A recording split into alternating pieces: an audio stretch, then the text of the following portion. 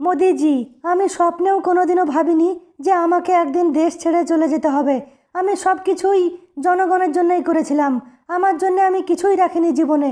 সব কিছু জনগণের জন্যই ত্যাগ করে দিয়েছি আমি। কিন্তু সেই জনগণই আমাকে চিনতে পারলো না। আমাকে দেশ ছেড়ে চলে যেতে হচ্ছে আজকে। আমার খুব দুঃখ হচ্ছে, আমার খুব কষ্ট হচ্ছে মোদিজি। হাসিনা বাবু, এসব কথা এখন বলবার সময় না। এখন আমাদের তাড়াতাড়ি করে ভারতে ফিরতে হবে, আর না হলে পিছনে জনগণ লেগে আছে আমাদের। যে কোনো মুহূর্তে আমাদের ধরে ফেলতে পারে। তাড়াতাড়ি করে হেঁটে চলো। আরে মোদি চাচা, একটা কথা বলো, তুমি তো ভারতের প্রধানমন্ত্রী, তাহলে আমাদের পায়ে হেঁটে কেন নিয়ে যাচ্ছ ভারতে? আরে প্লেন কোথায়, হেলিকপ্টার কোথায়? প্লেন হেলিকপ্টার ডাকো, তা না ডেকে আমাদের পায়ে হেঁটে নিয়ে যাচ্ছ ভারতে। কাদের ভাই, তোমাদের আমি ভারতে নিয়ে যাচ্ছি এটাই অনেক বড় কথা। যখন হাসিনা বাবু প্রধানমন্ত্রীর চেয়ারে বসেছিলেন তখনকার কথা আলাদা, আর এখনকার কথা আলাদা।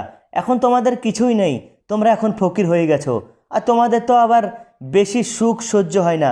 তোমাদের আমি হেঁটে নিয়ে যাব না, তাও কি প্লেনে নিয়ে যাব নাকি? চুপচাপ চলো হেঁটে। মোদিজি, তুমি দেখে নিও, আমি আবারও বাংলাদেশে ফিরবো, আবারও বাংলাদেশে ফিরবো। তারপর একদিন না একদিন আবারও প্রধানমন্ত্রীর চেয়ারে বসবো। আমি গ্যারান্টি দিচ্ছি, একদিন না একদিন বাংলাদেশে আমি অবশ্যই ফিরবো। কিন্তু হাসিনা বাবু, একটা কথা বলো, তোমার মাথায় যে একটা বস্তা আছে, ওই বস্তায় কি আছে? আর হাতে একটা ব্যাগ আছে, ঝোলা ব্যাগ।